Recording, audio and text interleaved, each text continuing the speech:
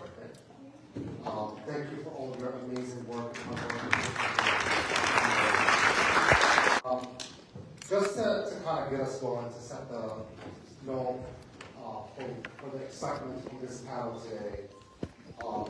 Again, I want to thank Citizen Action, their leadership staff, and everyone on the screen for hosting this candidate forum today here tonight at a critical moment. The moment that demands our attention, our courage, and our solidarity. Across the country, and right here in our backyards, we are witnessing deep cuts to the very programs that help working families survive and thrive. Healthcare budgets are being slashed, leaving millions worried about how to afford doctor's visit or life-saving prescriptions. SNAP benefits, which put food on the table for more than 2 million families here in Illinois, are being cut, forcing parents to make impossible decisions and choices to whether buy groceries or pay rents. Education funding is being reduced, putting more strains on already overworked teachers in overcrowded classrooms. And yet, at the very same time, we see record-breaking allocations to agencies like the Department of Homeland Security and ICE. Billions of dollars are being poured into enforcement and detention, while families are struggling to afford basic necessities. These agencies that are not abstract entities, they are out in our neighborhoods, raiding our homes, separating families, and terrorizing our immigrant neighbors. These abductions are happening all around us.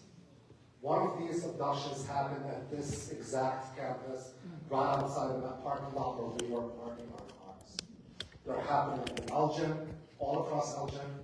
They're happening in Carpentersville, Hoffman Estates, Des Plaines, Mount Prospect, and across this district and many surrounding districts. These are our neighbors, our classmates, our co-workers, people who contribute to the local economies, pay their taxes, raise their children, and build lives, yet live in fear because of policies that criminalize their existence. So tonight, as we look to the future of the 8th Congressional District, we must ask ourselves, who will fight for all of us? We need leadership that doesn't just tolerate diversity, but champions it. We need someone who will stand shoulder to shoulder with every member of our community and say, you belong here, your safety matters, and your dignity matters. Because the measure of a representative is not how loudly they speak in Washington. It's how deeply they listen at home. And we need the person who will represent this district to be a true champion for all communities, all of us, including our immigrant neighbors. Together we can build a future where our budgets reflect our values, our actions and policies reflect our humanity, where we invest in healthcare, education, and opportunity, not fear, detention, and division. And I am extremely proud to be here once again, and I look forward to this panel, and I'll be taking a lot of notes, y'all. So thank you, everyone, and that's it.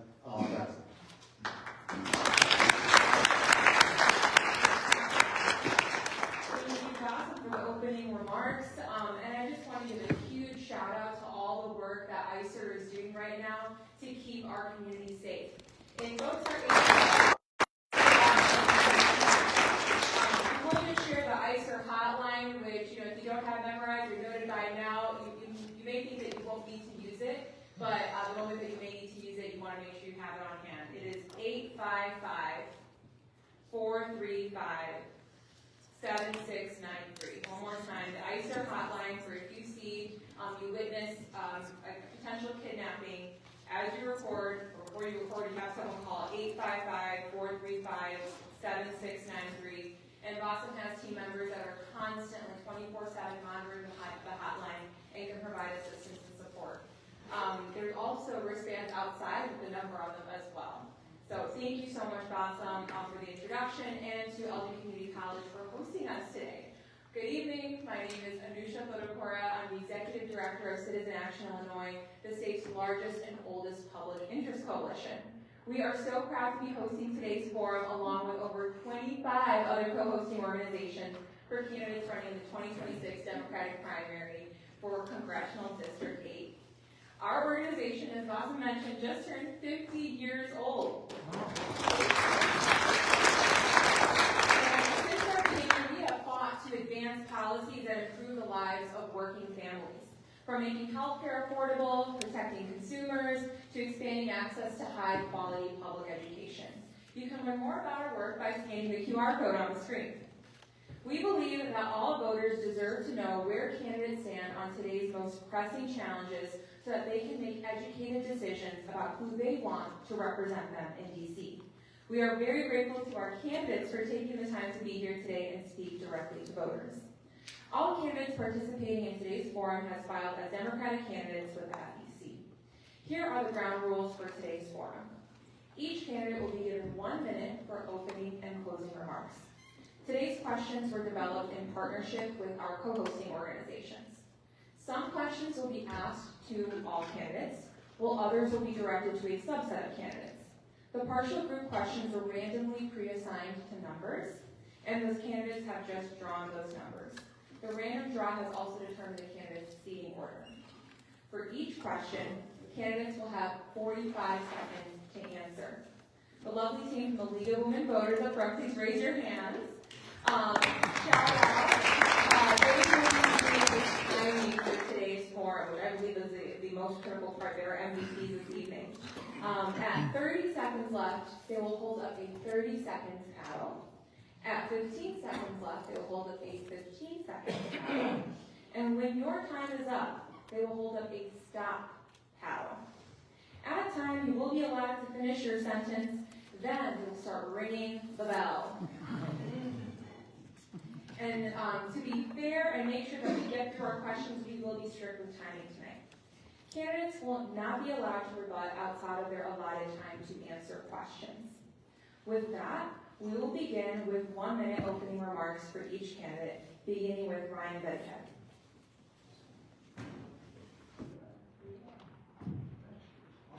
Well, thanks so much for having me here today, and it's so nice to see all of you. My name is Ryan Bedhead, and I'm running for Congress here in the 8th District. I guess just a little bit about me. I was born and raised here. My mom, she worked at the post office for more than 20 years, and my dad took night classes at DePaul to become a software engineer. I went to the University of Illinois for my undergrad. I was there during COVID, so it was not the most fun time to be in school. And so what I chose to do was, instead of navigating COVID school, is I just hunkered down in my dorm room, and I was able to graduate in 2 years from there. After that, I went to Austria as a Fulbright scholar, and I worked and lived in a country where progressive policies actually work. After that, I went to graduate school at the University of Chicago, and then my most recent job was as a counterterrorism analyst at the U.S. Department of Justice. Our office handles some of the hardest things you can imagine, domestic and international terrorism, and we were also the ones that prosecuted January 6th. So I decided to resign from that position because I disagreed with what was going on with this administration. But more than that is I think we need a new generation of leaders in Congress. So look forward to your questions and meeting. Thank you. Candidate Yasmin Bankole. Good evening, everyone. My name is let's start over.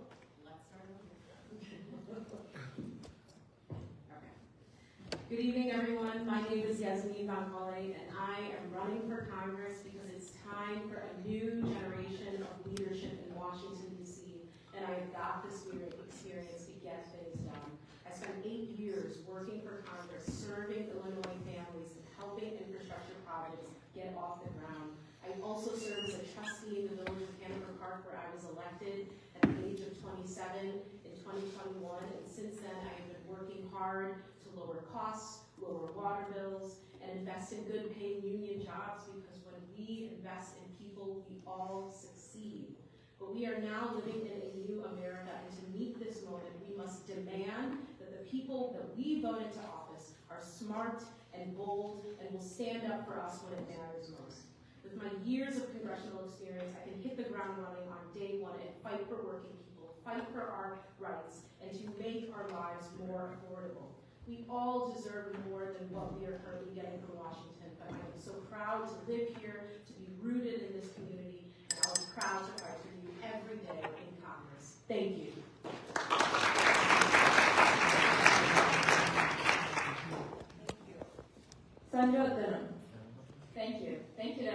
for coming today, and thank you for the opportunity to be able to share our ideas and our platforms with all of you.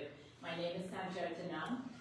Like all of you, I'm very worried about the chaos, the threats to our democracy, affordability, jobs, healthcare, education, safety, the future that we're leaving for our children.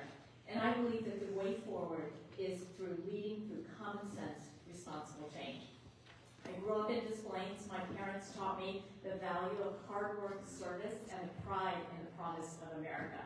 This is the pride of the American dream that I'm fighting for. I'm a single mom. I've raised 3 boys, with the youngest in the military, juggled a small business. I have an education learning business, and taken care of aging and disabled parents. I understand what our families are going through, and I understand the sacrifices. To help strengthen jobs and raise our economy, I served on President Biden's foreign policy working groups and continue to work on policies to strengthen our economy and our national security. I'm endorsed by Aspire, the Asian Congressional Caucus, and look forward to sharing some of my new and innovative ideas. Thank you. Neil Cole. All right, good evening everybody. My name is Neil Cole, and I was raised by a single mother, born in India to a lower middle class family. Came here with $300 in my pocket and a degree in computer science. From there, I created many jobs and many businesses in our 8 districts. More than 200 jobs have been created, with giving preference to people impacted by war on drugs, to women, and I've also worked with state legislators back in the day to create Illinois First policy. My concern and the reason I'm running is for my mother who's here, for my son who's here, and equally for my seniors who are here, that their benefits are on the line. Their earned benefits not given are on the line, and that's why I want to run. I also want to run to ensure that education and affordability is brought back to common sense approach. I'm not a career politician. I'm not looking for my next raise, for my next career move, but I want to ensure that I can give back to the country that gave me everything. Thank you.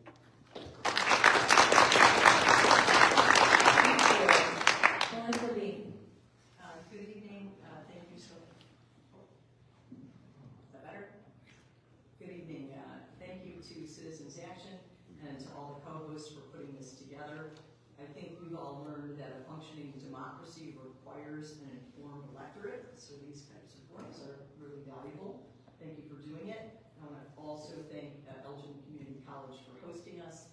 And as someone who was a community college graduate and did all of my schooling at Nice, and I was on the Community College Caucus in Congress, and I'm a 10-year board member of 1 million degrees that supports low-income students at community colleges. I think ECC does so much more than even these forums, and I want to congratulate them for that.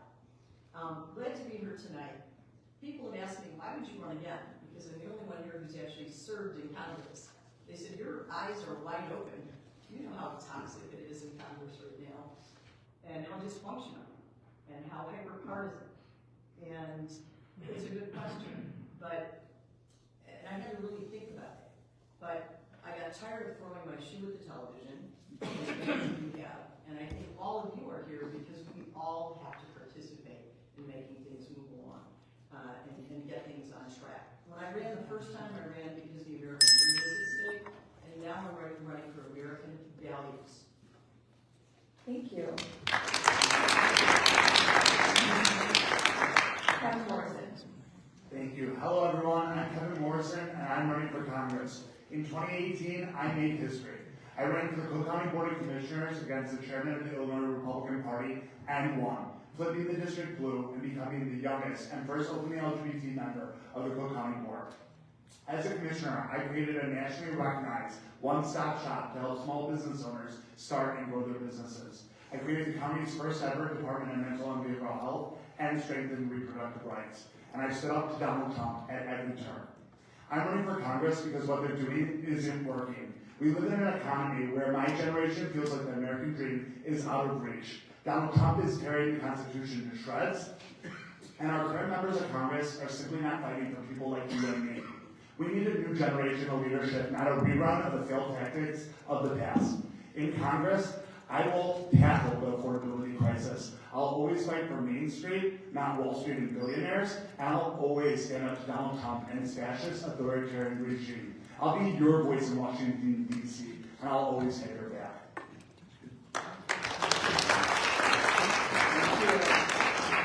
Dan Tully. Good evening, everybody. My name is Dan Tully. I spent much of my career advising foreign countries on how to improve the rule of law there, how to cut down on corruption. And now, my own country's rule of law is under attack, and it's becoming more corrupt by the day. See, I was born and raised in Chicago and suburbs, specifically DuPage County. My mom and dad were both nurses, and they met at Cook County Hospital.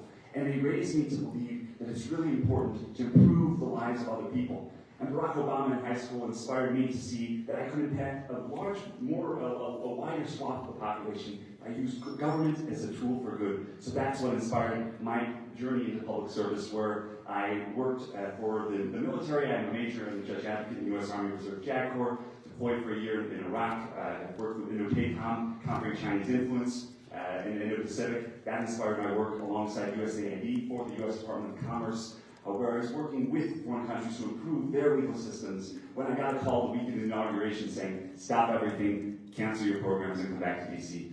Thanks.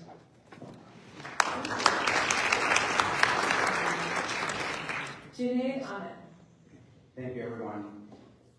Thank you for being here. My name is Junaid Ahmed, and I am running for Congress to be the progressive fighter that is representing you in Washington, D.C.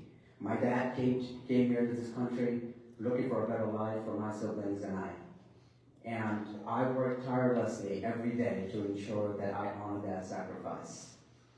I am blessed with a wonderful wife and 4 beautiful children today, and I run my own technology business firm. That is the dream that my parents looked at us for, dreamt for us, and that is the American dream.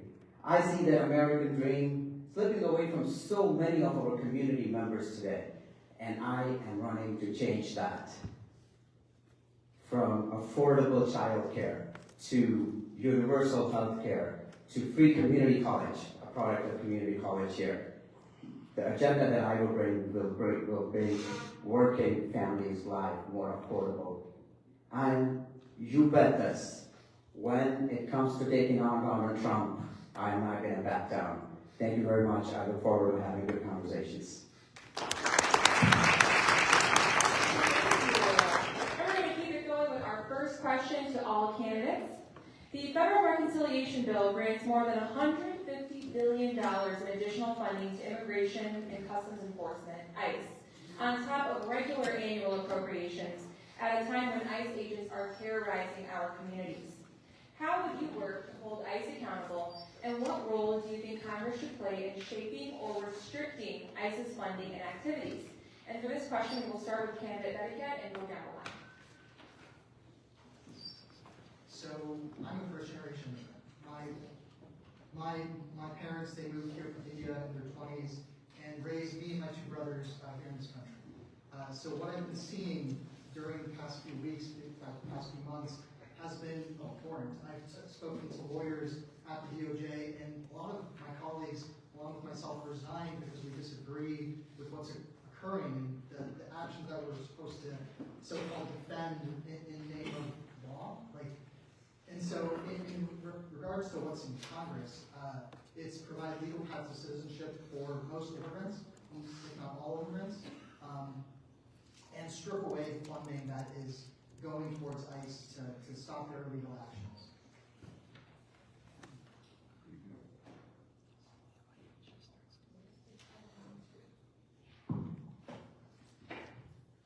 To hold ICE accountable, we must impeach every single person that has taken part in these abusive actions towards our community members throughout the country. It is sickening to watch these videos time and time again. I served at Hanover Park where ICE came and detained one of our police officers. They have trampled on our rights. They are not following due process. We see this time and time again. Similar to what Ryan stated, it is a drawback or withdrawal of their funds that were allocated to them.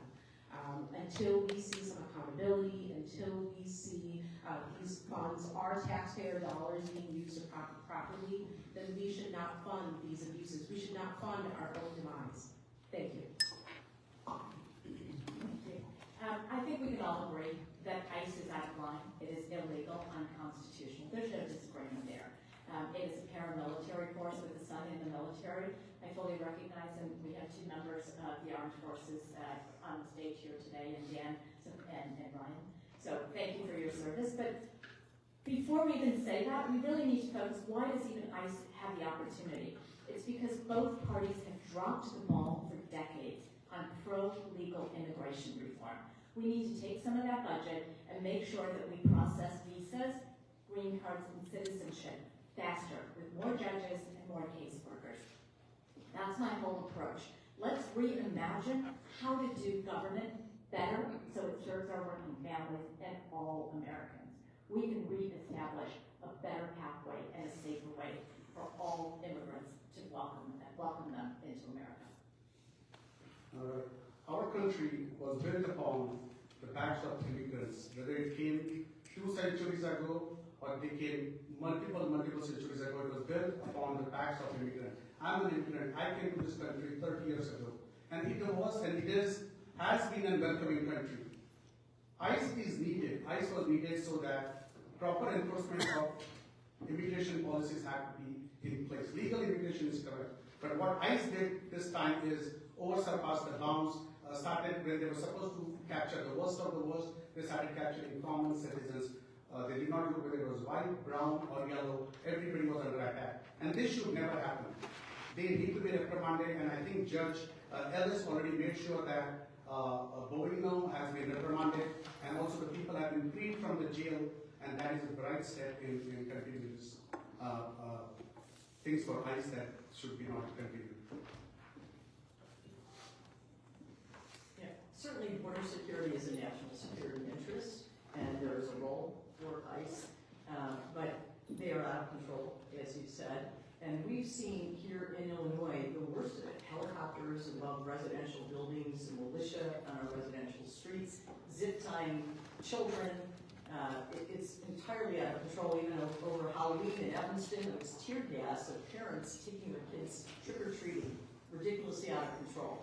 But I would correct one thing. I would say that President Biden was criticized for not getting an immigration bill moved forward for immigration reform, but he actually followed the rule of law, recognizing that it was Congress's job to do it, and then he would sign it.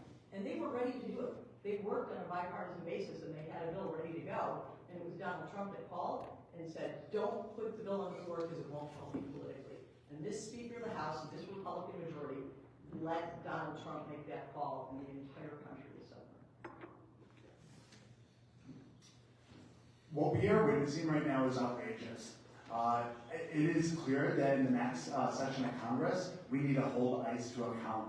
I'm proud that as a county commissioner, I've already taken action on this front. At the beginning of these raids, I passed a resolution of Cook County's unwavering support for due process and habeas corpus rights. I sponsored a resolution calling to unmask and identify ICE agents, and I also call for ICE to not be allowed to function on county property, which was implemented.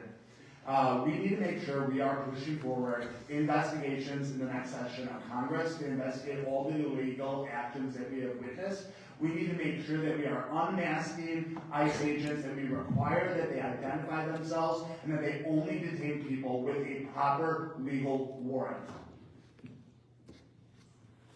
When I was in private practice, I used to help Venezuelan migrants apply for temporary protected status and work authorization permits. And it's absolutely shameful as a country that we're now seeing people being disappeared off the streets, out of their classrooms, kids being zip-tied. Absolutely outrageous. I was in Broadview a couple months ago where I announced my plan that we need to use the impeachment powers granted under the Constitution against all ICE officers. In fact, there's specific language in the Constitution that all civil officers under the executive branch are eligible. That's not just to remove them from office. That's to create a lifetime ban on their public service, on them holding government positions ever again. In addition, we need to go after the presidential pardon. We can't have, we've seen this president abuse this pardon and pardon donors, pardon allies, and just this week, Rudy Giuliani. We need to make sure that he can't pardon ICE officers.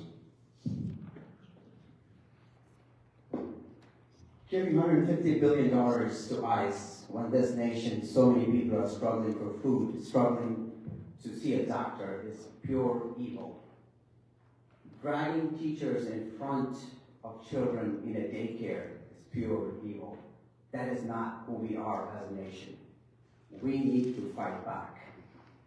And as a citizen, several years ago when parents and children were being separated, not too far from here, at McHenry Detention Center, ICE Detention Center, we were out there relentlessly fighting until we were successful in shutting down that detention center.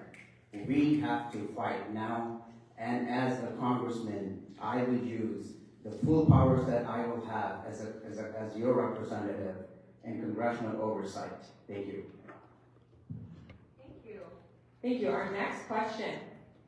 How would you support policies that protect individuals' ability to make healthcare choices about their own bodies, including reproductive care and gender-affirming care? For this question, we will start with candidate Bancole, go down the line, and end with candidate Bedka. Thank you. So first of all, I believe that healthcare is a human right. And so when you think about the specific types of healthcare like gender-affirming care, reproductive care, those need to be enshrined in legislation, right? There's the Reproductive Health Care Act that has been introduced. There's all different types of legislation that's been introduced time and time again that has not passed that would protect these rights. And I'd also just like to point out that we just saw the federal government shut down over healthcare. And time and time again, it just shows that we need healthcare reform. And so I am a strong advocate of universal health care and for once and for all passing Medicare for all. Thank you. We need to make sure that for once and for all we codify Roe v. Wade. It should have been codified 20 years ago. It has been too long. For too many years, people in Washington have not allowed to get along. We need a new crop of leaders who will champion issues and make sure we push them across the finishing line. Healthcare, whether it is gender care, gender-affirming care, is privacy, and it is a right of every individual to be able to make their own decisions with the privacy of their doctor and their family. And we need to once and for all protect that with legislative policy. Thank you. Individual rights to their bodies are their own choices, whether it is for men or for women. The choices are their own. Government should not be stepping in telling individuals what they should do and not do. Women have choices to their bodies, so should men have choices to their bodies. Equally, I would say their choice for young generation that needs to be protected. Teens and children under certain ages should be governed by their parents, and they should be making those choices. And I believe that proper health care should be given and should be an access to everybody, whether it's low income, no income, access to health care should be a right, not a privilege. So I would support to make sure that individuals and families have choices, not government stepping into their bodies to tell them what to do. First, I'm proud to, I'm the only one who voted for Obamacare and will continue to fight to protect and restore the funds that have been cut from it. But I'm also proud of having a 100% record with NARAL. Bodily autonomy is imperative, and government needs to get out of our bedrooms and our bodies.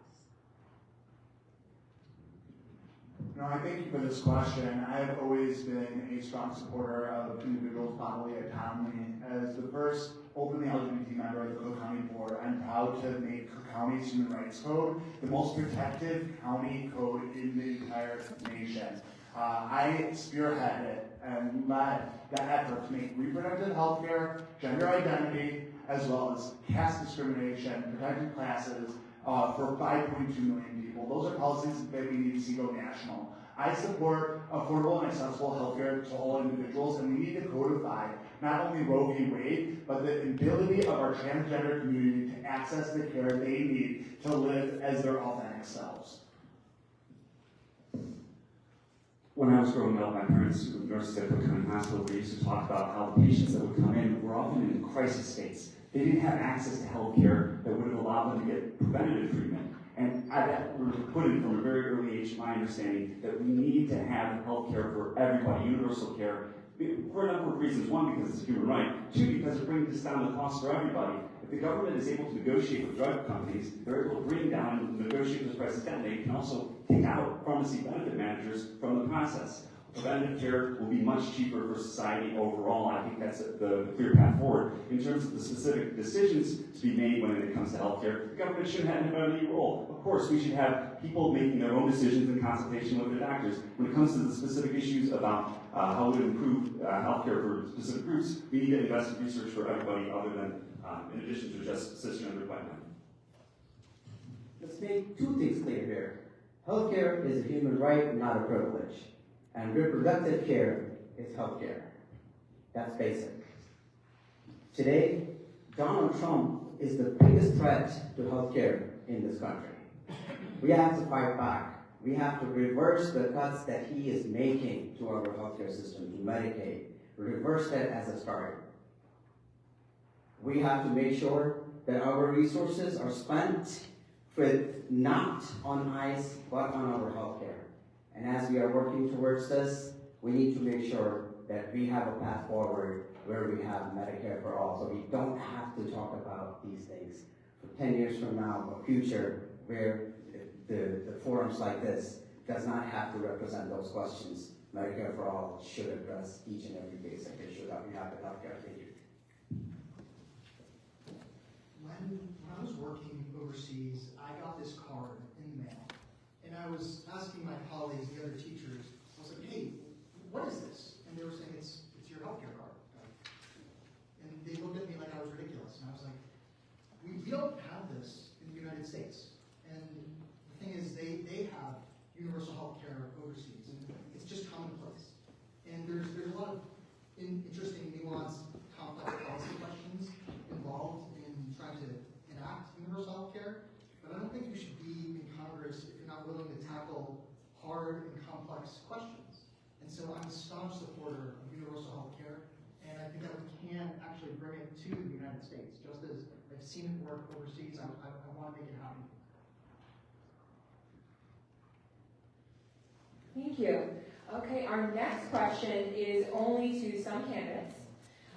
Federal cuts to DEI initiatives, including attacks on cultural institutions such as museums and educational institutions, have harmed and will continue to harm marginalized communities. What role do you believe Congress should play in ensuring that equity and inclusion remain central to federal policy and funding? And this is for candidates 1, 8, and 5, candidates Bedekad, Ahmed, and Bean, starting with candidate Bedekad. Yeah, so this is always a really interesting question because people try to debate the difference between a meritocracy versus equity. And so what I've seen working in federal government, a lot of my colleagues at the CDC and the NIH, they were fired because of the roles that they were having and the supposed way that they were hired. And so I don't think that these things are mutually exclusive. Someone being hired through affirmative action versus someone hired based on their merit, these aren't two separate and complete issues. And so I think that's the narrative that a lot of politicians are trying to portray, and it's frankly wrong. I would support many diverse and inclusion programs across the government and across our country, and I think that's the way forward. Thank you. Candidate Ahmed. At a time when hate crimes are high, we should be adding funding to DEI initiatives, not cutting. The evil policies that this president has been constantly going against exactly what is needed for our country. Gutting the federal government as is directly undermining the civil rights protections that is granted to every person in this country. That means student workers, people who need protection are not even able to ask for that protection because there is no funding for these programs. We must reverse these cuts and stand up for civil rights. Thank you. Candidate Dean. Yeah, I think the common thing about everyone here is we're Democrats, and we're the party of DEI.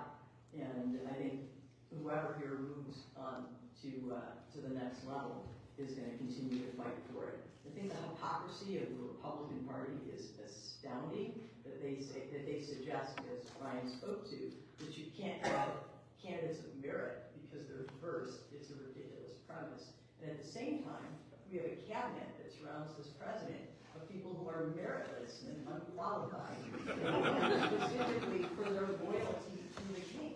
It's just ridiculous, and we all have to call it out.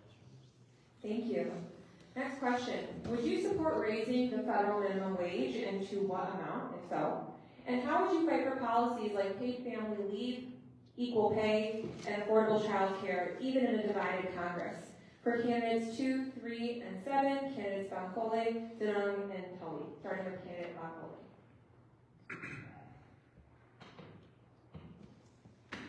Thank you. So yes, I would raise the federal minimum wage. It's currently at $7.25. It's been at that amount since 2009 when I was a teenager working. That's what I was making. I'm 32 now. It stayed the same. It should be raised to at least $17. When we look at equal pay, we all know that women still make less. Black women make less than many people, working people, and so there are a couple pieces of legislation that would address that as well. And universal child care. We need it desperately. This is something that is available in other developed nations. It's something that can be done here as well. Thank you. Candidate Denung. Thank you. I'd like to say that I have been an hourly worker, a salaried worker, and now I'm a small business owner. So I understand every single hat. I very much support increasing the basic federal minimum wage.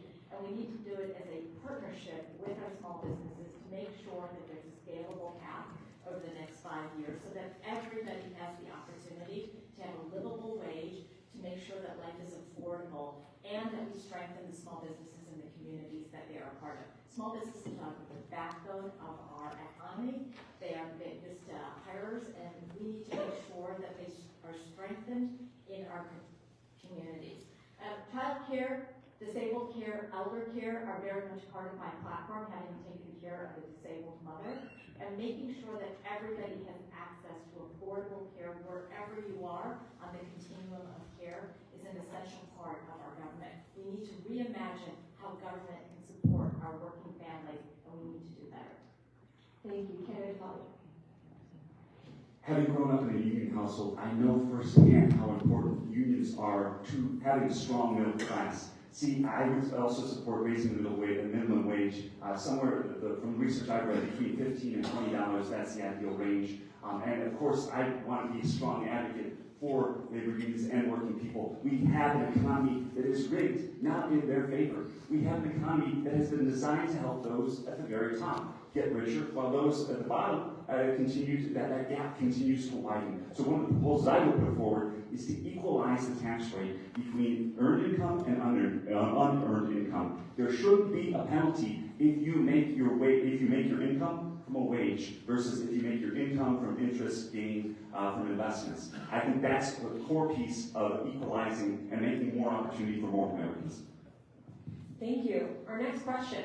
What measures would you support to prevent gun violence, including accidental shootings, suicides, intimate partner violence, and school shootings? For candidates 4, 6, and 1, candidates Coate, Morrison, and Betticat. Beginning with candidate Coate. All right. I think common sense gun violence preventive measures is very important. Number one, universal background check is ultra important. We today can buy a gun just walking across the street, and I think that's unacceptable. Assault weapons should be banned, and I think that should not be a gun that we need in today's day and age when we have police and other institutions that can take care of it.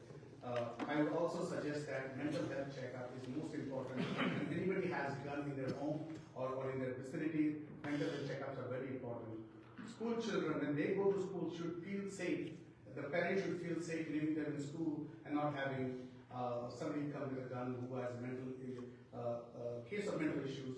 So I would say schools need to be more protective, as well as background checks and universal checks are very, very critical. Thank you. Thank you. Candidate Morrison. Thank you. As a county commissioner, I was proud to have sponsored a resolution calling on the state of Illinois to ban assault weapons. I would strongly support a national assault weapons ban. As a county commissioner, I also push forward policies to help individuals who come before our courts dealing with domestic violence and give them additional services. The gun violence that we are seeing in our communities is unacceptable, and we shouldn't have to have the fear of going to school or going into any place of public accommodation. We need to make sure that we are seeing universal background checks, that we are implementing federal policy that ensures that if you have a gun at the house, it has to be locked up and kept out from anyone who does not have a license to have that gun.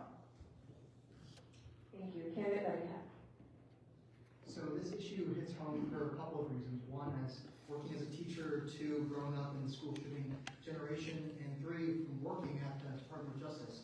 Our office handled school shootings. Every school shooting that you saw in the news, that went straight to my desk, right? And so there are three main things that I would support to stop gun violence from occurring. One is mandatory waiting periods. This is waiting 24 to 48 hours before purchasing a firearm. You just simply have to wait that much before wanting to purchase it. Second is closing gun show loopholes. So this is, some states it's easy to purchase a gun, and others it's not. I could drive over to Wisconsin and buy a gun, no problem. And so closing those loopholes. Third is red flag laws. If you have a felony or have a domestic violence count, you simply can't purchase a gun. And so this has been corroborated by my experience at the DOJ. Thank you. Illinois has made major strides towards 100% clean energy through the Climate and Equitable Jobs Act, CEJA. How would you support or expand federal investments to help Illinois meet those clean energy goals? For candidates 6, 5, and 2, candidates Morrison, Dean, and Baccoli, beginning with candidate Morrison. Thank you. You know, I am proud to have been a leader already. I actually got my start as an environmental activist, starting out my freshman year in college. It is clear that climate change is real, and we need to do more to address how we are moving, especially when it comes to speeding up how we get to become a carbon neutral world. We need to see better investment in the electrification of our driving force. I've helped lead efforts to expand charging stations at county facilities. It can be done at the county level, it can be done at the federal level. We need to make sure we are expanding investments to make sure that we are protecting our environment. You know, we are now part of Tornado Alley in northern Illinois. I created a $100 million disaster relief fund to deal with the excess tornadoes and flooding we see in our communities, and that's just a start. We need to do a lot more. Thank you. Candidate Dean. Earlier I mentioned that the American dream is becoming less attainable to the next generation. It's the first time that's happened in our history. And we really need to think about the availability of affordable housing, affordable health care, but we also have to think about the most urgent thing that we pass on to the next generation is a safe and healthy planet that will sustain the human species. This is not something we get to do a do-over when the president changes or a new majority takes over in Congress. So I'm proud to have supported improving cafe standards, being against drilling. There's many things that I've already supported, but there's so much more we have to do. This is urgent. We're reaching a turning point and we will not be able to go back. Thank you. Candidate Baccoli. So, thank you. My bachelor's degree is in environmental studies, and so when we think about climate change, I believe that it is truly one of the most defining crises of our time. And so when I do get to Congress, I will fight for policies that actively combat climate change and support initiatives that increase renewable energy, like the Polluter's Pay Climate Fund Act. But also, we must invest in a just transition away from fossil fuels. We must work hard harder to invest in frontline communities, not only here in the United States, but across the country that have borne the brunt of pollution and environmental injustice. We must continue the initiatives that were brought forth by the Harris administration that brought on the Office of Environmental Justice, and we must do everything that we can to fully fund the EPA. Thank you. Many immigrants with disabilities face barriers to accessing health care, legal protections, and public benefits because of both immigration status and disability. What steps would you take at the federal level to ensure that immigrants with disabilities have equitable access to health care, services, and accommodations? For candidates 4, 3, and 8, candidates Cote, Denham, and Ahmed. Beginning with candidate Cote. All right. Immigrants or non-immigrants, I think everybody deserves, again, right to health care. That's the most important thing. And I think public benefits, as well as talking about hospitalization or even food stamps and other benefits, should be properly administered. What the current government did was to take away and just shut down everything and just blame the immigrant community, saying, and they do constitute, the illegal part of the immigrant community constitute a very minor percentage. And based on that, the current government has penalized all of the communities. We in Illinois have lost benefits for SNAP benefits were lost. Right now, they just came back today after the government was open, but ACA and subsidies that were given that are still not back on the table. And I want to ensure that I fight for immigrant community, that they should have access to these rights, and that's their fundamental right. Thank you. Thank you. Candidate Denham. Thank you. This question obviously hits close to home with the mother who was in a wheelchair for the better part of the last 2 decades of her life. But let's stop for a moment to think about what we're asking for the immigrant question. A great many people, we're all immigrants. Unless you're Native American, let's recognize that we're all immigrants, whether you came last year, 4 years ago, 400 years ago, we're all immigrants. So what are we really talking about? We're talking about whether or not you have your papers, and we should be investing to make sure that people are processed faster. Visas, green cards, and citizenship, so that all immigrants are eligible for the care that they need at any stage of their life. Again, whether it's disabled care, child care, or elder care. We have never in our history discriminated against someone who is here from 1 day or 100 years, whether the size of their bank account or whether they don't have anything in their bank account. Let's remember what makes America great. Immigrants are our secret sauce. Let's treat everyone equally and make sure everybody has access to the care that they need. Thank you. Candidate Ahmed. We are the world's richest country on the planet, richest country in the history of the world. And unfortunately, we still have to talk about healthcare. We talked about healthcare being a human right. Immigrants or not, anybody who needs healthcare, we need to be a nation where we are able to provide those services to anybody, regardless of their immigration status, regardless of anything else. We need to come to a point where we pass a single-payer healthcare system.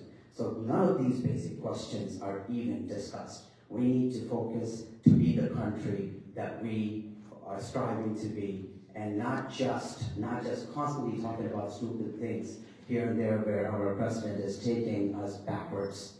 Next cycle, let's win the House and march us forward. Thank you.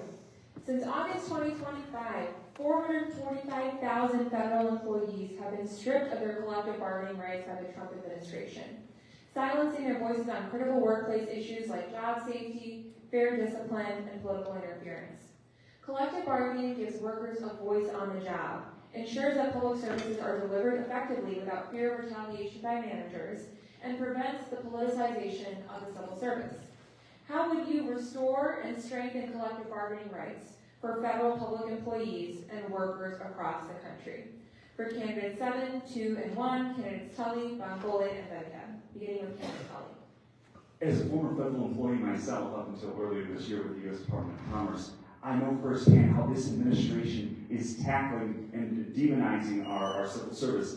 The civil service is a gem of this democracy.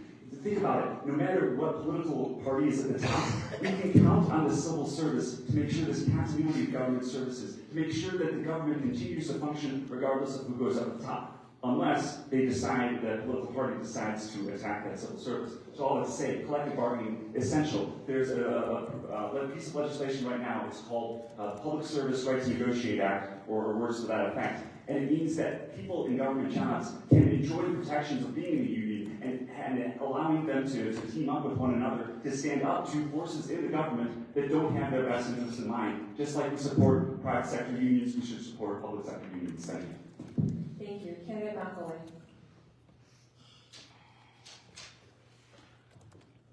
I'm also a former federal employee, so this is something that's very personal to me. And yes, the collective bargaining rights have been under attack under this administration. But I'd also like to call attention to the fact that 6 months into this race, I am the only candidate that has been endorsed by organized labor. And so I don't just talk about ideas, I'm actually doing the work, and I'm actually supported by members of the labor community in this district. And so yes, we must pass the PRO Act, which would strengthen the right to organize in the workplace and protect our labor community and protect so many of us that just are trying to survive and fight for better wages. But I would also just like to say that there are those, and I'm going to stop because I see the sign, so thank you so much. Thank you. Candidate Medina. All three of us are the three federal employees, or former federal employees in this race. I was part of a program called the Presidential Management Fellowship. It was a program developed by President Carter in the 60s to bring people with graduate degrees and nuanced experience to serve in government. And so President Trump, he specifically killed my fellowship by executive order. I still retained my job because I was working in a national security position, but many of my friends lost their positions simply because he doesn't want people with experience and grit to remain in government and to fight against him. And so just supporting our collective bargaining rights across the federal government, so many of our colleagues have lost their positions simply because we're trying to do the right thing. And that's just what path forward. Thank you. Illinois has the country's 8th most regressive tax system. The federal tax system is also skewed to benefit the wealthiest individuals and corporations, not the moderate and low-income individuals and families who are struggling to get by. As a result of both systems, the state of Illinois does not have enough money to meet the basic human rights that people should expect: the ability to access affordable food, housing, and health care to start. As a member of Congress, what do you believe a fair federal tax system looks like? For candidates 5, 3, and 6, candidates B, Denham, and Morrison. Beginning with candidate B. Well, I think there's no question that we need some additional tax brackets. To suggest that 400,000 is as high as if you go for the higher tax bracket, that should someone making $4 million or 40 million or 400 million or $1 billion, be capped at the same role seems pretty ridiculous. So we do have to look at the entire system to adjust it. There's no question that this bill and how our federal tax dollars are being used is even more important. So they call it the BBB, and it's the, I'm not going to use the president's language, but I would call it the bought by billionaires bill, because what it literally does is provide additional tax cuts to the highest earners, and it has slashed many of the agencies that everyone here has been talking about that are so critical to moving things forward. And so to get back to the American dream and the American values, we need to fund and make sure agencies are properly running so that we can support food and housing credits. Thank you. Candidate Denham. Thank you. So the way our tax code right now is set up, we really penalize the middle class. We penalize our W-2, our wage earners, and those who make investment income or wealth don't necessarily pay the same level. In Congress, I would look to reset that balance.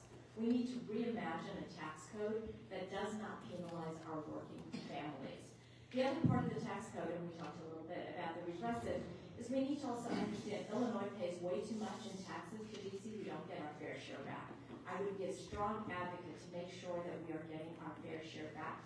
reinvested in our programs and our policies in Illinois. We can actually also take a look at how to cut waste and inefficiencies, but certainly not with a buzzsaw and a chainsaw overnight, but with a systematic process and study to make sure that we are investing in the right parts of the government that will innovate in energy, technology, education, in services for our working families. So it's both reducing the tax burden, but also investing in our futures. Thank you. Candidate Morrison. You know, going back to the labor question, I want to say that coming from a union household that I support, our labor unions, I would see a restoration of federal workers' ability to collectively bargain. And I'm also proud to be supported by organized labor with the endorsement of the Cook County Coalition of Trades in this race. Now, when it comes to this day and time, our generation feels like the American dream is out of reach. My grandparents were immigrants from Italy. They came here with nothing. They were able to work hard and earn the American dream just in their own lifetime. We should all have that access. It is time for the billionaire class to pay their fair share. The top tax bracket used to be up to 80% for the highest income earners. It's time to give a tax break to the middle class and the working class in America and finally get a fair tax system that works so that we can all access housing, healthcare, healthy foods, and high-quality public education. Okay, our last partial group question before we return to full group questions. With the hundreds of thousands of Illinoisans set to lose Medicaid in late 2026, hospitals facing potential closures, and healthcare workers at risk of losing jobs, what policies or solutions would you support to protect access to care and maintain a strong healthcare workforce? For candidates 8, 4, and 7, candidates Ahmed, Cope, and Tully. Beginning with candidate Ahmed. A lot of these questions go back to that exact basic issue that we have been talking about. The cuts to Medicaid, the cuts to basic necessities that every citizen now is dealing to react and respond to, especially the less fortunate ones. As a member of Congress, first and foremost, I will work to roll back all the evil changes this president has made. I will work to make sure that the funding to ACA comes back. I will work to make sure that the policies that are for healthcare, protecting healthcare workers, the frontline healthcare workers, we make sure that their jobs are protected and the policies from the federal government are not discriminating against what the president is trying to do today. Thank you. Candidate Cope. I would say this country has been working fine. I travel across the world and see how America has treated and given the best to its people. The problem is not about whether our Medicaid or the safety net hospitals and other hospitals are not doing their jobs. It's the current president. What we need to do is roll him back. Roll him back, take back in the midterms, take the government back into our own, meaning the hands where we have control either of the House or of the Senate. So these kind of punishments are never done again. We need to ensure that the president doesn't alone start doing the cuts the way he wants, give multi-trillion dollars to his buddies and friends. It should be the government, not by the billionaires, of the billionaires, and for them, it should be for the people, of the people, and by the people. Thank you. Candidate Tully.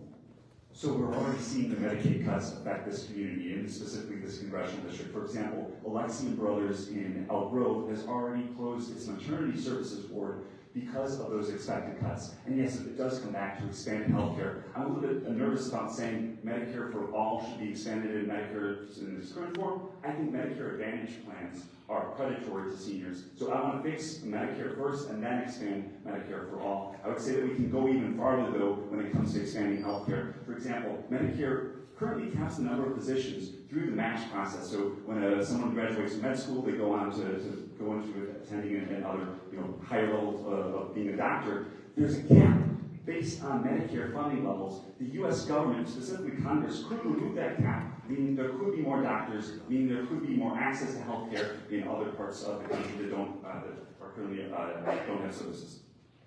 Thank you. Our next question is to all candidates.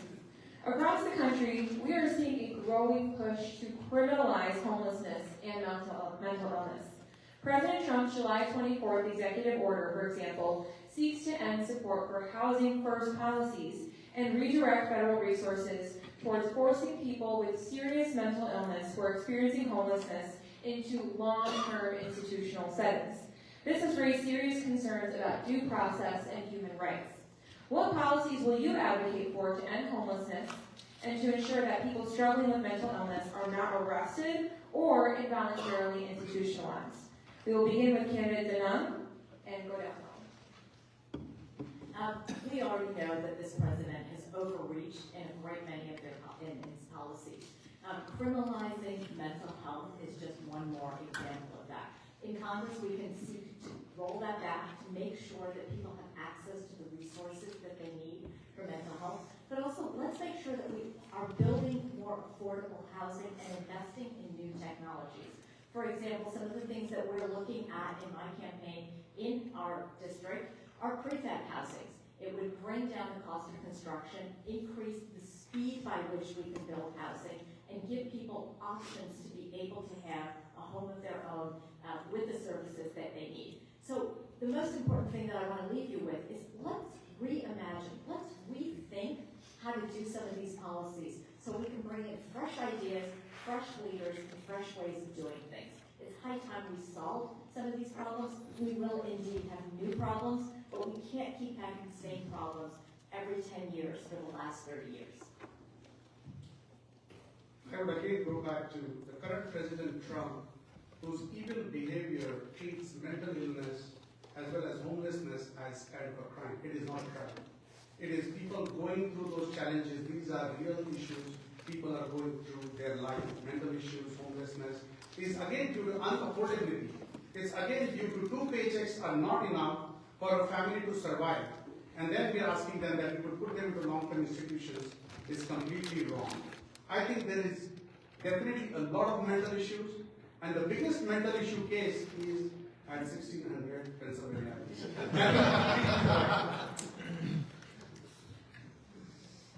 Oh, is that to me? I didn't hear I was. Now that's the issue we need to solve at 1600 Pennsylvania Avenue. He needs to be in a long-term care, and that's going to get that common sense back to all of us so that we can live a decent life and get back affordability and bring America back to the glory days that it is and it should be and it will be. Thank you. We're all going around this one? Yes. Oh, I missed that. I'm sorry. Okay, so this was about the homeless discussion. To not repeat what you've already said, I think it really comes back to not only making sure we're providing here and restoring funding. The only way that's going to happen is with a Democratic majority in Congress again, not only because they have better priorities in how we use those funds, but also holding the Constitution and not letting the country be run by executive fiat, because we have a Republican Congress that has taken the knee to their king, abdicating their responsibility and their authority. Their laziness is unacceptable. It also puts our democracy in danger. And so housing is really important on a lot of levels. I see I'm out of time.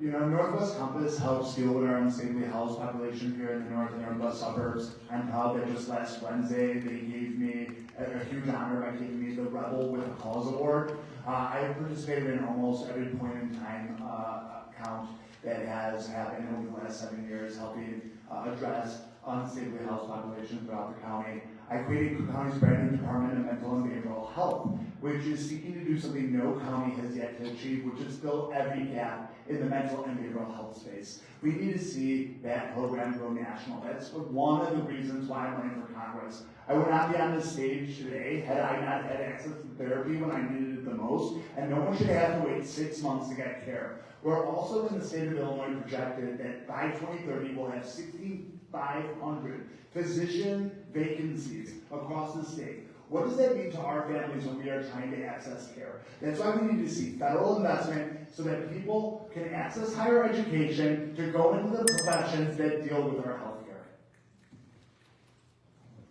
I grew up volunteering in PADS, public action to local shelters, so I've been thinking about how to increase the housing supply for a while. I think that some of the root causes, specifically under this administration, housing supply materials. This president slapped on tariffs for aluminum and steel imports from Canada, making there be less materials to be available. We'll also look at zoning. That's not really a federal issue, but that's something that the federal government can promote among municipalities by giving certain incentives to facilitate those rezonings. Also, we have an abundance of commercial properties. We have way too much office space now, and not enough residential space. We should be able to say private equity should not be allowed to hold private single-family homes as assets. And I should also say mental health, absolutely a big issue. Veterans' mental health specifically is on my mind. 22 veterans commit suicide a day. I think we need to increase resources at the VA. This issue is super close to my heart. At the height of the pandemic, when our unhoused neighbors were struggling to get warm meals, we started an organization where we take food to unhoused neighbors. That resulted in me communicating and meeting intimately with hundreds of unhoused neighbors. So these are human beings. These are human beings who are going through an actual problem in their lives. We need to treat them such. And this year we have crossed 1 million. So we have talked to a lot of these people. They need help. Instead of criminalizing it, instead of arresting them, we need to channel our community funds to support them and build additional housing. Thank you. We're seeing across the country how different cities and states are tackling this issue of homelessness. On the West Coast, a lot of cities are decriminalizing it. On the East Coast, they are criminalizing it. And you're seeing the effects of how it actually boils down to people on the ground. Dan was mentioning tariffs and the steel tariffs. The steel tariffs are politically, they're very popular. But what actually happened was it made 800 jobs, but it just made steel much more expensive. And it makes building houses, makes buying washing machines just more expensive, and we can't do these things. So the biggest solution is we roll back these tariffs, we build a more plentiful supply of housing in this country.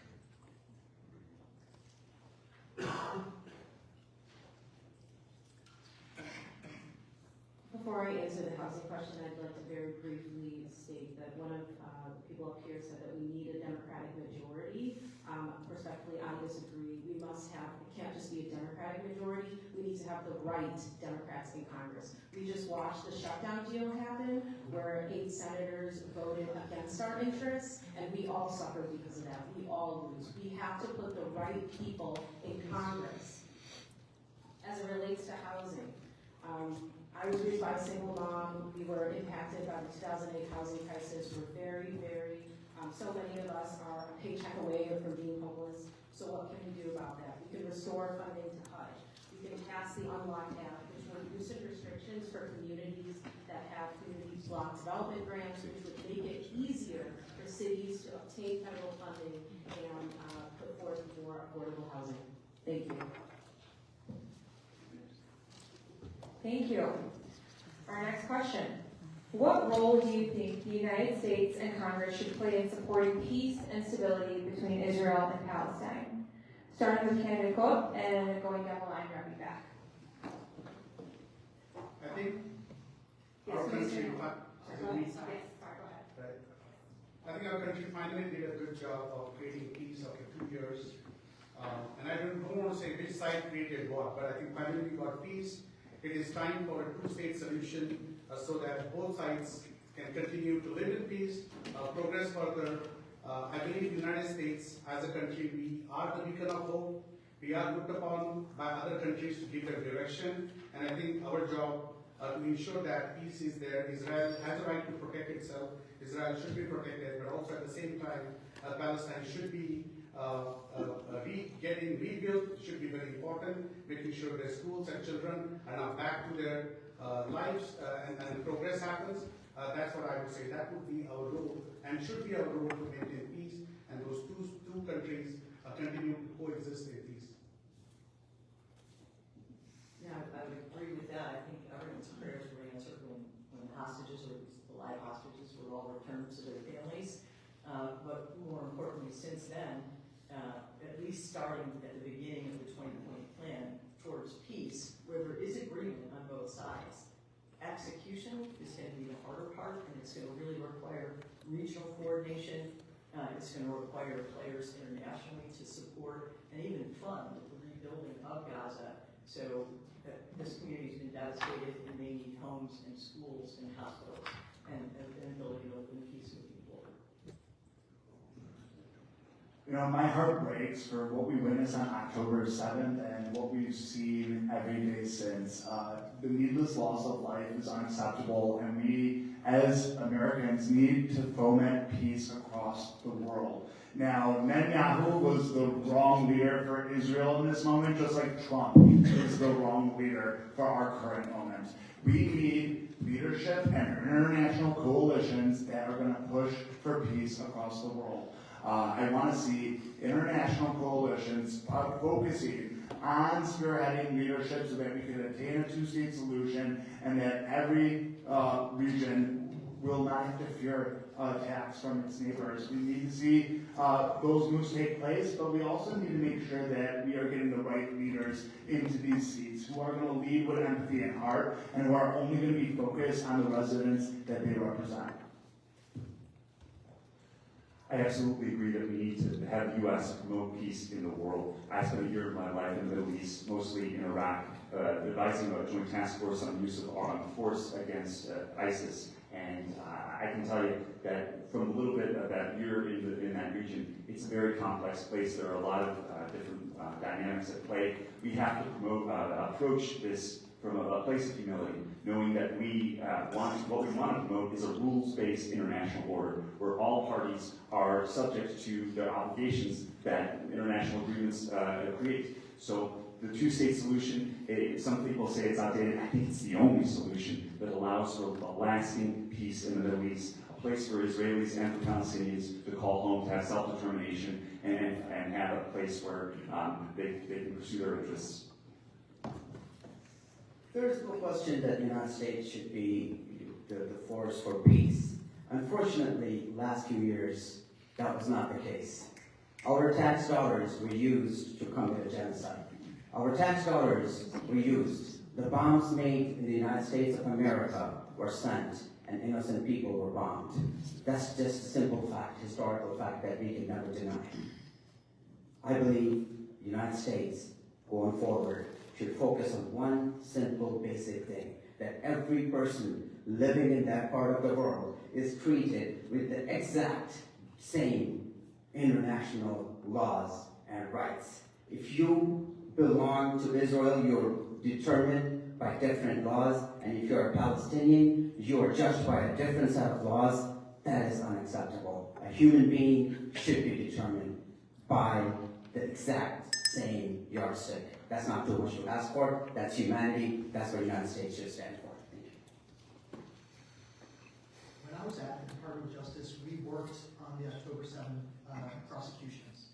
I've watched the videos, I've worked on these cases, and it was a horrible, horrible thing that occurred on that day. But what has happened since then has been even worse. And so many millions, thousands of lives have been killed needlessly.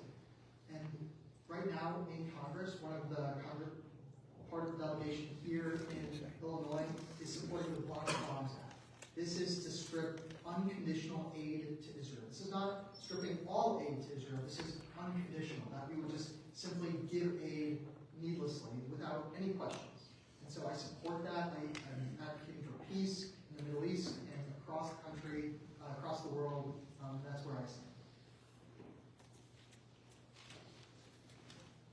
I'm grateful for the peace deal and for the release of hostages, but there must be accountability and justice. We saw so many people have their lives ruined because of this warfare that occurred. And so we know that what occurred meets the legal definition of a genocide. And we know that children were not only starving, but they were being starved. This must not happen again, and it must not happen with our taxpayer dollars. And so we need accountability moving forward. Again, I'm so glad to hear Ryan would support the Block the Bombs Act. I was the first person in this race to publicly publicly state that I would co-sponsor the Block the Bombs Act, which would withhold the offensive transfer of weapons to Israel until they are compliant with U.S. and international law. Thank you. Thank you. As some of my colleagues on this stage have said, I'm very much in support of the peace framework that has been initially negotiated, and I say initially because actually the execution is the hardest part. Let's remember, it's already been agreed to by the parties on the ground in the Middle East. It's been agreed to by all of the countries in the Middle East and the majority of the countries in the UN. We need to give that peace framework a chance. We should be working to see what we can do to strengthen it and to invest in the rebuilding of Gaza. I'm the only one here who's a military mom with an active duty Air Force pilot. Peace is at the top of my mind every single day, and not just in the Middle East, but I worry about Ukraine. I worry about China and Taiwan. I would like to see us continue to lead with peace through trade initiatives around the world so that we can be the beacon of leadership. We may not have always been perfect at doing it, but we are far better than many of our adversaries. And let's recognize the power of what we can do. Thank you. Okay, last question before closing remarks. Public education is under attack at the federal level with threats to shut down the U.S. Department of Education. And with those threats, grants and other federal funding sources have dried up, and the federal government is now touting school choice. What are your feelings on school choice and whether Illinois should opt in? Beginning with candidate Dean. Education is the foundation of progress. Any cuts to public education is utterly unacceptable. Again, part of the bought by billionaires bill has wiped out funding for public schools. I do not support vouchers, which will drain funds from our public schools. It also undermines separation of church and state. Our kids are our future, and as a community college graduate, one of the things I've really focused on too is we need to do more for vocational funding and all kinds of community colleges to give everyone a path to move their careers forward, and I'll continue to do that. I was also on the community college caucus, and education's a big part of it. You know, growing up in the heart of the Congressional District in Elk Grove Village, I had the ability to access some of the best high-quality public schools in our state. I went to District 54 and 211 schools, and the schools I attended, they called the trifecta. They said that Link, Mead, and Konak were the three best in 54 and 211. Well, I think that public education should be high quality for every resident across this nation. It is the biggest opportunity loss that we have today. We need to invest in our youth, and we need to make sure that we are adequately resourcing all public schools. I would fight for federal legislation to make sure that the Supreme Court's decision that there is no right but to a basic education. We need to fight for federal policy that guarantees high-quality public education for all American residents. I'm a product of both public and private schools, and I am a firm opponent to vouchers. I think that public tax dollars should go to public schools. I think that we need to, when we look at higher ed, we need to make sure that there's access for everybody who wants to go. So that means free tuition for those making under a certain amount, 100,000 to state schools. However, I also want to expand the scope of what it means to be higher ed. I think that it should include apprenticeships with unions. And in fact, I think we should even expand Pell eligibility, Pell grants, to be able to be used for people to pursue the trades. Not everybody needs to go to a college, a four-year college, in order to be a productive member of society. Some people want to do different things. We should have the resources available through our federal government to help fund those pursuits. And thanks. There are attempts now to dismantle the Department of Education. We need to fight back to make sure that the K-12 education system stays thriving as it is today. The public education system is the backbone of producing the talent this country produces. That is at the base of the fundamental unit that is being destroyed at this time. We need to protect it. Not just protect it, we need to make it better.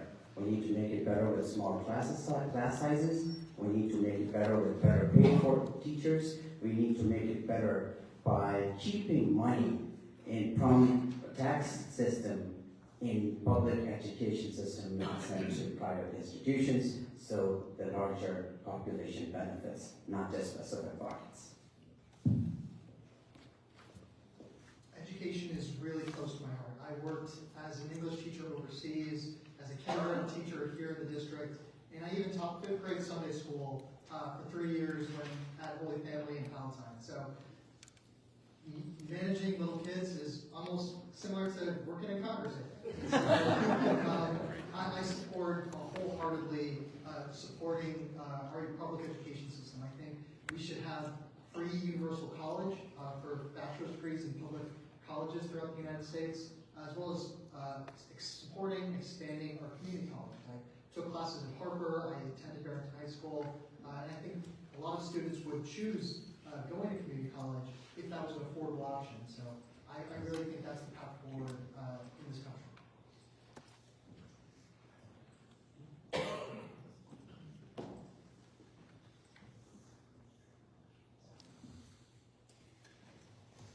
So the answer is yes. I do believe that our tax dollars should go to public education and the product of public education. And my mother is an educator, a librarian as well, so it's something that's very close and near and dear to my heart. But I don't think we can talk about education without talking about the cost. It's really costly to go to school, and so I am a huge advocate for student debt cancellation. During the Biden-Harris administration, several members of Congress called on President Biden to cancel up to $50,000 worth of student loans. He had the ability to do it. He didn't do it. We must encourage our next president to do that. We know this one won't do that. We also should pass the legislation that's focused on free tuition in certain four-year colleges, but also we should strengthen career and technical education because not everyone goes to a four-year college. Thank you.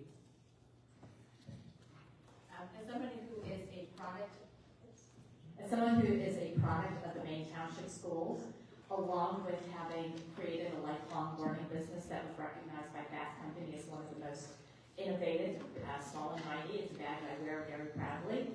And I'm also an educator. I write 2 textbooks, so I understand this from different lenses. We need to strengthen our curriculums. I absolutely believe we need to strengthen our public schools and invest in them so that they do better. Our scores are going down. I hear that from families around our district. People are deeply concerned about the STEM curriculum. They're concerned about the evenness of school curriculum across the entire district. As someone who has been advocating for nationalized curriculums, I've actually blogged about it. We need to reimagine what the education department can do.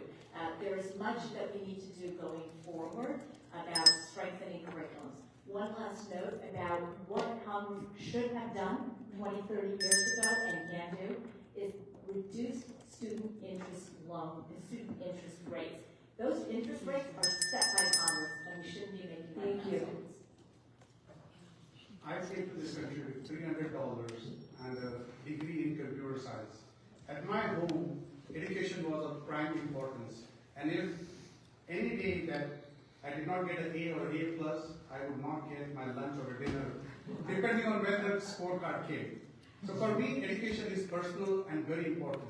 For my son who is growing up in this district, I want to ensure that he gets the best education so that others also get the best education. So we not only compete or stand out within our communities, but on the world standard and on the world stage, our students need to stand the topmost.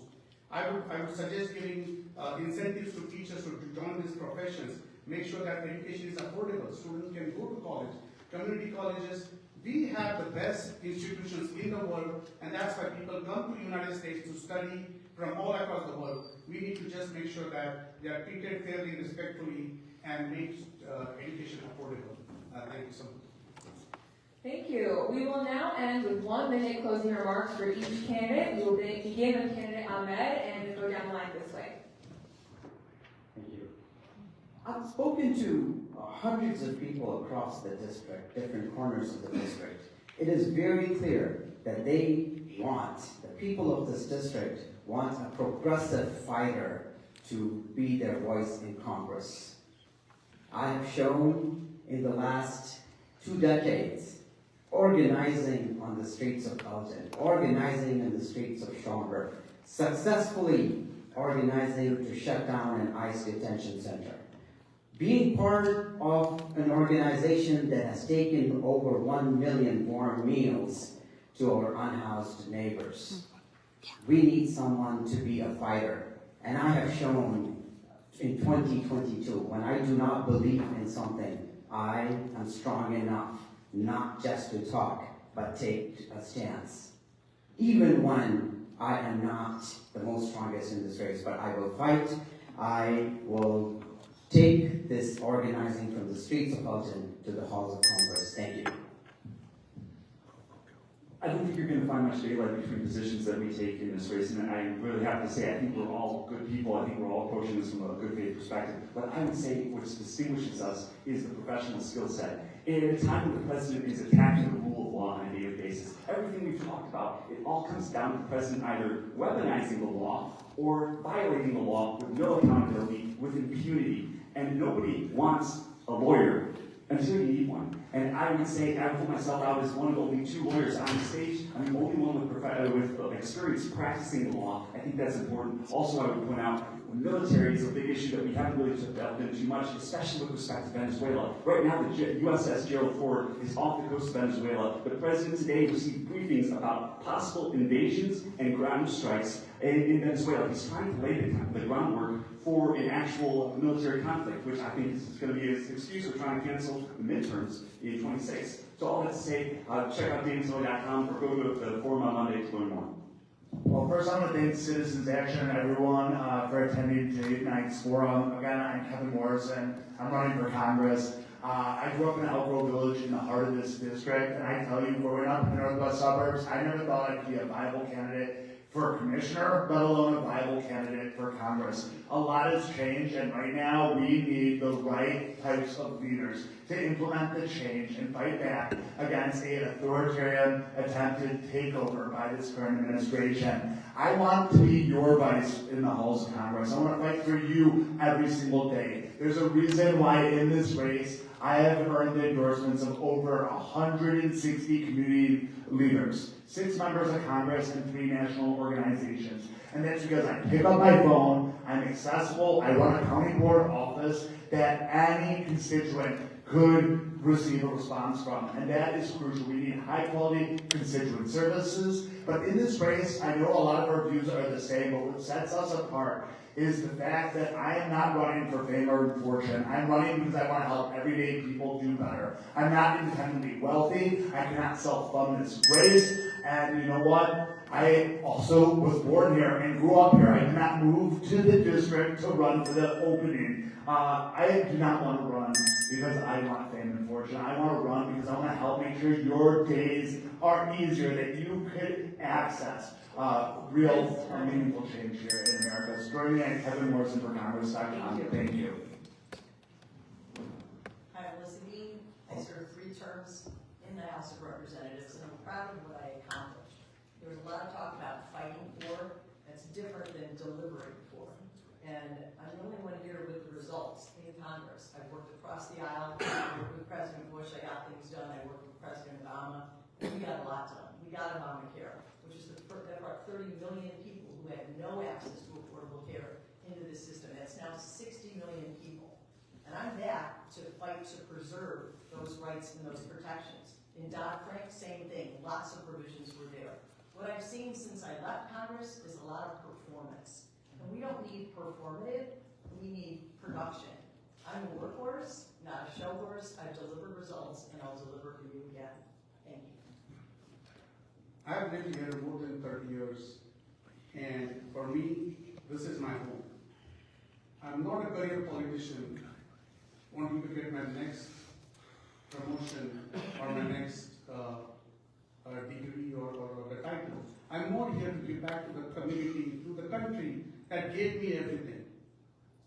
I have my son and my mother, and so for all others, I want to fight. I want to fight the chaos that is happening in Washington, D.C.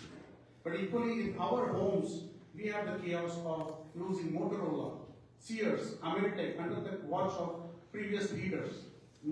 Those jobs are not coming back. I want to bring those jobs back.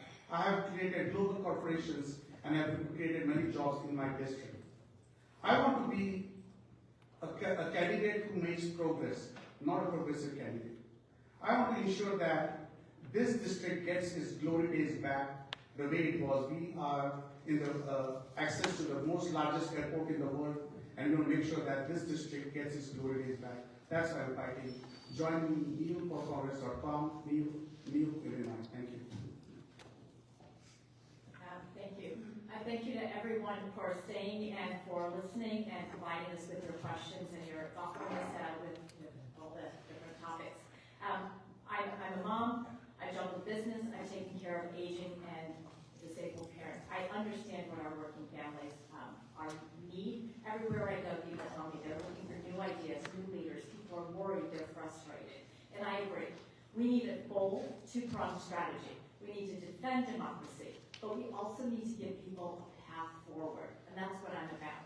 Bringing in new ways of doing things, reimagining government to make sure that we have affordable solutions, whether it's for small businesses, whether it's for education, whether it's for innovation. We need to make sure that we expand and preserve options for people to live and age with dignity.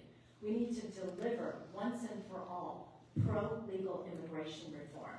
We need to make sure that we deliver term limits, election reforms, and make sure that everybody is playing by the same rules.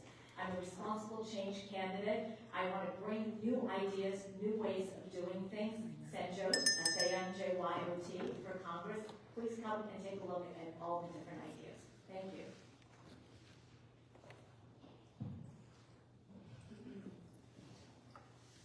So again, I'm running for Congress because we need a new generation of leadership, Illinois leadership to fight for us in DC. And just what I've realized over the last several months is that my story and those of millions of Americans just like me would not be possible with everything that Donald Trump is doing today.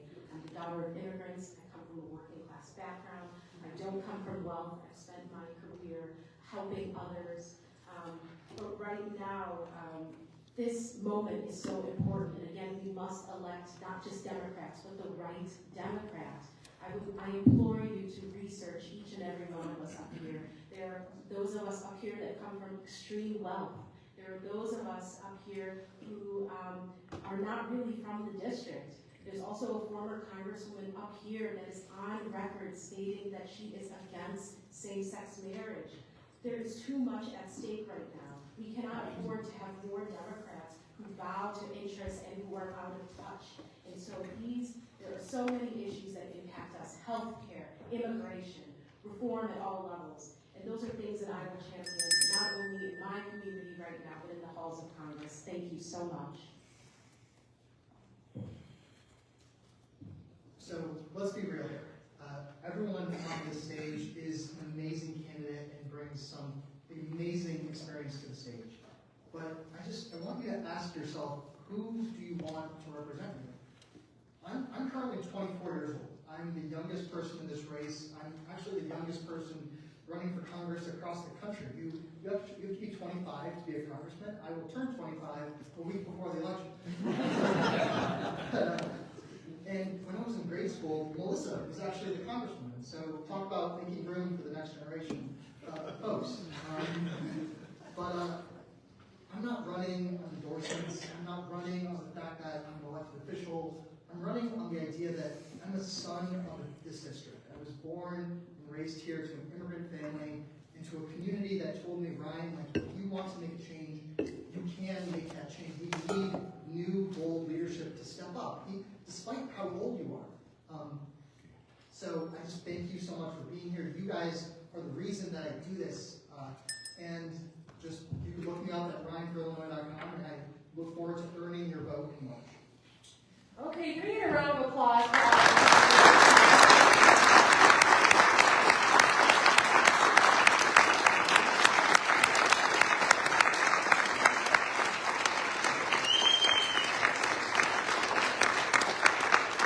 Okay, this is our fifth candidate forum. I think that's the most energy that we've gotten in the room, especially after a long evening of questions.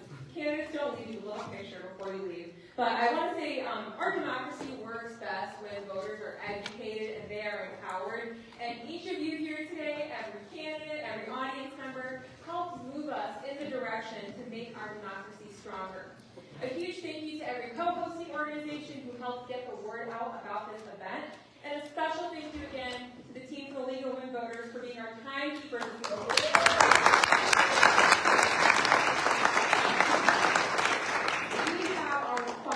Forum coming up next Tuesday for Illinois State Comptroller. If you don't know what the Comptroller is, you can come find out or tune in live on our Facebook. Please follow us and stay tuned for additional events and updates.